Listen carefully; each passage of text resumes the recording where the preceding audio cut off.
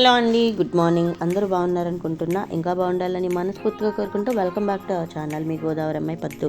మరొక మంచి సింపుల్ రెసిపీతో మళ్ళీ మీ ముందుకు వచ్చాను. ఇవాళ రెసిపీ వచ్చి చేపలు ఫ్రై అండి. ఇవి కానగంతలు, గోదావరి చేపలు అండి. ఇవి చాలా బాగుంటాయి. ఇవి ఏంటంటే డ్రై ఫిష్ ఎంత ఇష్టంగా తింటారో పచ్చిగా ఉన్న చేపలు కూడా అంతే ఇష్టంగా తింటారు. అందులోనూ నేను చూపించే ఈ రెసిపీ అంటే వేపుడు చాలా బాగుంటుందండి. చాలా సింపుల్గా రెడీ చేసుకొని ఈ చేపల వేపుడు ఎలా తయారు చేసుకోవాలో చూసేద్దామా.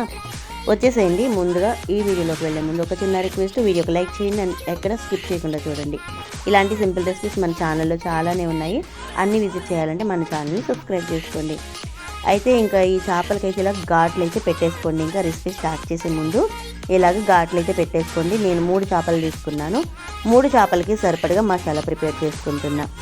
ముందుగా మసాలా ప్రిపేర్ చేసుకోవడానికి కావాల్సినవి చూద్దామండి. ఒక పెద్ద స్పూను అల్లం వెల్లుల్లి పేస్ట్, అర టీ స్పూన్ పసుపు, రుచికి సరిపడగా సాల్ట్, అలాగే కారానికి సరిపడగా కారం. నేను 2 స్పూన్ల కారం వేస్తున్నా. ధనియాల పౌడర్ 1 టీ స్పూన్, జీలకర్ర powder 1 teaspoon, garam masala 1 teaspoon and అలాగే ఈ మసాలా కలుపుకోవడానికి ఒక 4-5 స్పూన్ల వరకు ఆయిల్. తర్వాత ఒక హాఫ్ నిమ్మ చెక్క అండి. ఈ హాఫ్ నిమ్మ చెక్క అయితే సరిపోతుంది. ఈ హాఫ్ నిమ్మ చెక్క కూడా ఇందులో పిండేసేయండి. అన్నీ ఇంట్లో ఉండే వస్తువులే, ఏమీ బయట నుంచి తెచ్చుకోవాల్సిన అవసరం లేదు. ఇటువంటి మసాలాలు ఇంట్లోనే ఉంటాయి కాబట్టి సింపుల్గా ప్రిపేర్ చేసుకొని సింపుల్ రెసిపీస్ అనేవి చేసుకోవచ్చు. చూసారు కదా, ఈ మసాలా అంతా కూడా చేపలకు పట్టడానికి ఇలాగ మిక్స్ చేసేసుకున్నాను. ఈ మసాలా ఈ 3 చేపలకి సరిపడగా తయారు చేశానండి. మొత్తం ఈ చేపలకి ఈ మసాలా అంతా పట్టించేసేయండి. ఘాట్లు పెట్టాం కదా, ఘాట్లలోకి ఆ మసాలా అంతా వెళ్ళేలాగా చక్కగా 3 చేపలకి ఆ మసాలా అంతా నీట్గా అప్లై చేసేయండి. ఇలా చేసి ఒక 1 అవర్ అలాగా మీరు మ్యాగ్నేట్ చేసుకుంటే మసాలా అంతా చేపలకు పట్టి మంచి ఫ్లేవర్ వచ్చి చాలా బాగుంటుందండి.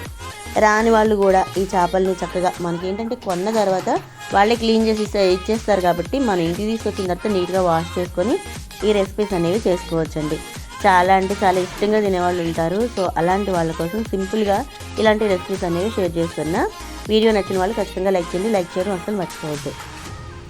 చూసారు కదా, మసాలా అంతా కూడా ఇలా అప్లై చేసేసి నీట్గా ఒక పక్కకు పెట్టేసేయండి. ఒక 1-1.5 అవర్ అలాగా మ్యాగ్నేట్ చేసుకుని పక్కన పెట్టేసేయండి. ఒక 1 అవర్ తర్వాత స్టవ్ వెలిగించి దానిలో ఇలాంటి ఒక లోతు బాండీ అయితే పెట్టుకోండి. నేను పాన్ తీసుకున్నా. ఇవి కొంచెం పెద్ద చేపలు కాబట్టి కొంచెం ఆయిల్ అనేది ఎక్కువగానే పడుతుంది. నేను ఆయిల్ అనేది వేసేసాను. ఆయిల్ బాగా హీట్ ఎక్కేలోపు మనం రెడీ చేసి పెట్టుకున్న ఈ మసాలా అంతా కూడా ఒకసారి చేపల్ని అటు ఇటు ఒకసారి కదపండి. ఏమైనా ఎక్స్ట్రా మసాలా ఉంటే కనుక ఆ చేపలు ఖాళీ ప్లేస్లోనే ఆ మసాలా అంతా కూరేసేయండి. సేమ్ గుత్తొంకాయకి మనం మసాలా ఎలా కూరుతామో అలాగా మసాలా అంతా కూడా చేపలకి కూరేయండి. ఆల్రెడీ ఇవి ఒక 1 అవర్ నుంచి మ్యాగ్నేట్ అయి ఉన్నాయి కాబట్టి చేపలు వేయగానే ఫ్రై అయిపోతాయండి. ఇంత లావుగున్న చేపలు ఎలా ఫ్రై అవుతాయి అక్క అని అంటున్నారు. అందుకోసమే నేను కొంచెం ఆయిల్ అనేది ఎక్కువ వేసాను. ఫ్రై అయిపోతుందండి. ఏదైనా సరే ఈజీగా ఫ్రై అయిపోతుందండి. షాలో ఫ్రై లాగా చేసుకోవచ్చు. కొంచెం ఆయిల్ ఎక్కువ వేసుకుంటే ఇంకా టేస్ట్ బాగుంటుంది. చూసారు కదా, ఆయిల్ బాగా హీట్ ఎక్కింది. ఇక ఒక్కొక్క చేప ఇందులో వేసేసి చక్కగా నేను ఫ్రై చేసేసుకుంటున్నా. చూసారా ఎంత సింపుల్గా నేను రెడీ చేసేస్తున్నానో. ఇది ఎంత సింపుల్గా రెడీ చేసుకుంటామో దీని టేస్ట్ కూడా అంతే బాగుంటుందండి. అందులోనూ కానగంతలు చాలా రుచిగా ఉంటాయి. దొరకని వాళ్ళు డ్రై ఫిష్ తెచ్చుకొని పప్పును తింటూ ఉంటారు. మాకైతే గోదావరి దగ్గరే కాబట్టి గోదావరి నుంచి తీసుకొచ్చి ఈ చేపలు చాలా సింపుల్గానే దొరుకుతాయండి. అందుకని చెప్పేసి మంచి రెసిపీస్ వెరైటీ కాంబినేషన్లో నేను చేస్తూనే ఉంటాను. ఇలాగా ఆయిల్ అంతా తీసుకొని ఆ పైన కూడా వేస్తూ ఉండండి. ఒకవేళ మనం పైకి తిప్పినా వేడి ఆయిల్ తగిలేసరికి ఆ చేప అనేది గుల్లబారుతుందండి. బాగుంటుంది. పిండిలాగా పొడిగా ఒక తేగలాగా బయటికి చక్కగా భలే వస్తుందన్నమాట. ఈ కానగంతలో ఉన్న స్పెషాలిటీ ఏంటంటే లేయర్ల కింద వస్తుందండి. దీంట్లో ఉన్న మాంసం అంతా కూడా చాలా బాగుంటుందన్నమాట. తినడానికి ఇంకా టేస్ట్గా ఉంటుంది. కానగంతలు ఎప్పుడైనా తిన్నవాళ్ళు ఖచ్చితంగా కామెంట్ చేయండి. ఎందుకంటే ఇందులో ఉన్న టేస్ట్ వేరే చేపలో ఉండదన్నమాట. చాలా బాగుంటుంది. ఇది పచ్చి చేపగా ఉంటే ఎంత రుచిగా ఉంటుందో ఎండు చేపగా ఉన్నప్పుడు ఇంకా అంతే రుచిగా ఉంటుంది. ఎండు చేపగా ఉన్నప్పుడు కాల్చుకొని తింటే దాని రుచి ఇంకా అదిరిపోతుందండి. కొత్తిమీర పచ్చడి చేసుకొని ఎండు చేప కాల్చుకొని తినండి, అదిరిపోద్ది. అసలు టేస్ట్ అసలు మళ్ళీ విడిచిపెట్టరనమాట. సో ఈసారి అలా కూడా ట్రై చేసి మీకు చూపిస్తా. చూసారు కదండి, లో ఫ్లేమ్లో పెట్టి చక్కగా చేపలన్నీ కూడా నేను అటు ఇటు తిప్పుతూ మాడిపోనివ్వకుండా వేపుతున్నా. ఆ మసాలా అంతా ఆయిల్లోకి దిగి చేప అనేది మీకు నీట్గా కనిపిస్తుంది కదండి.